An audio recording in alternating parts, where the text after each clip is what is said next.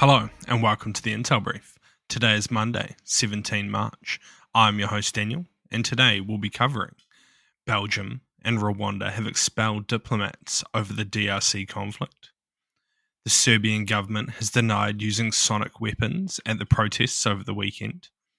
And the Trump administration has vowed unrelenting strikes on the Houthis.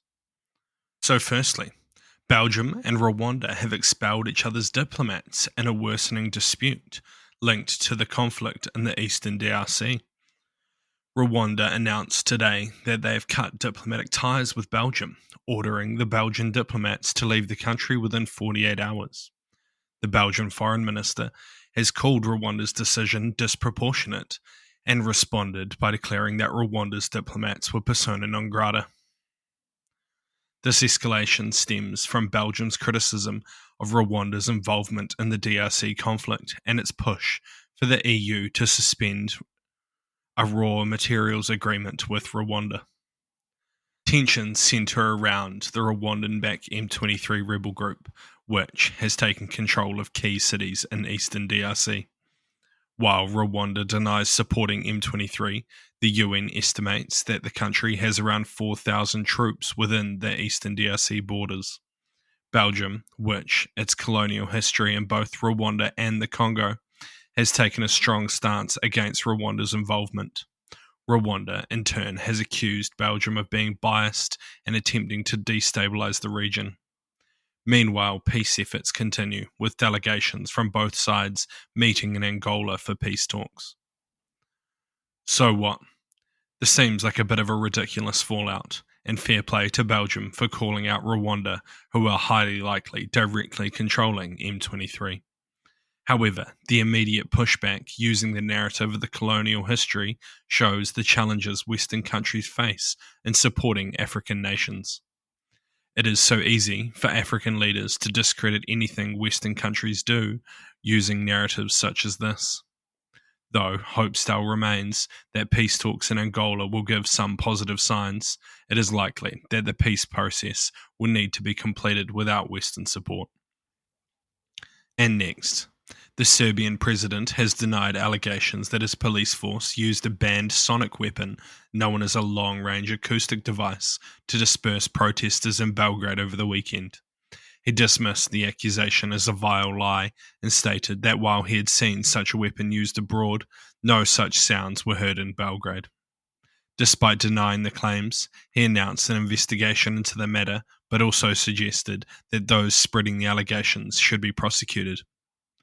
Eyewitnesses reported a sudden, piercing noise during a moment of silence at the protest, which military analysts claimed was the characteristics of the weapon.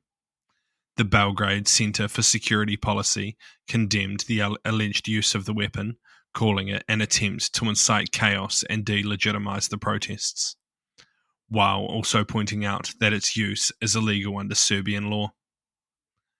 The protests in Belgrade are the largest in Serbia's history, with attendance estimates ranging from 100,000 to over 500,000 people. The demonstrations led by students were initially triggered by the deaths of 15 people at the Novi Sad train station when the roof collapsed, but have since grown into a larger anti-government movement. Protesters are demanding accountability and raising concerns over corruption, nepotism, voter fraud, media control, and government mismanagement within the country. In a response to the unrest, the Serbian Prime Minister and the Novi Sad mayor have both resigned, but tensions remain high as calls for further government accountability continue. So what? There are several clear videos demonstrating the use of the weapon that caused thousands of people to flee down one specific street during the 15-minute period of silence. Additionally, the videos show police leaving the area just moments before its use. While it is possible that the weapon did not utilize sound to disperse the protesters, it seems highly likely that something was used against the crowd. Even with wide access to these videos, it is likely that the Serbian government will conclude that nothing happened in their investigation, which could possibly lead to further unrest. As I've said a few times, it seems likely that the government will continue to escalate their levels of violence used on protesters, especially as the protest grows in size.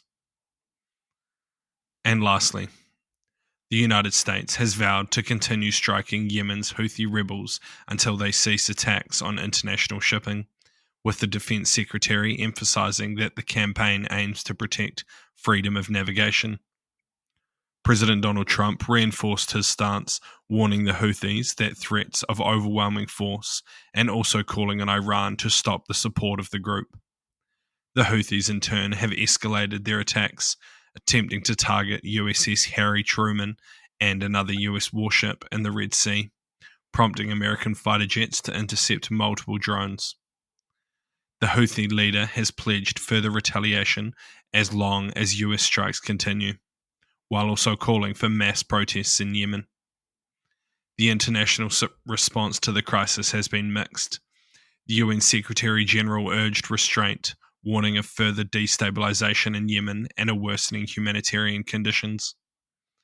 Iran has denied involvement in the Houthi attacks, with its officials calling on the US to hold its airstrikes. Meanwhile, Russia has urged the US to cease military action and push for diplomatic negotiations. The Houthis initially launched their attacks on ships following Israel's war with Hamas in late 2023, claiming to act in solidarity with the Palestinians of Gaza. So what? This is a bold move by the Houthis, as the US can almost certainly maintain a prolonged air campaign against them for an extended period. While the Houthis has shown that they can outlast limited strikes, the US appears likely to increase their intensity and targeting numbers, which would highly likely have a significant effect on the group. However, it is also likely that they store their weapons in dual-use locations, meaning that airstrikes will possibly lead to a rise in civilian casualties, which would likely be in turn used to shame and exploit the US, driving them to stop the strikes. All in all, it appears highly likely that the situation could continue to escalate significantly. Thank you for tuning in to the Intel Brief, your daily update on global geopolitics, brought to you by HM Intelligence. You can support the show by sharing it with your friends and leaving us a 5-star review. And if you're curious to learn more about intelligence, check out one of our courses in the description below. Thank you for listening. I've been your host, Daniel, and I'll see you next time.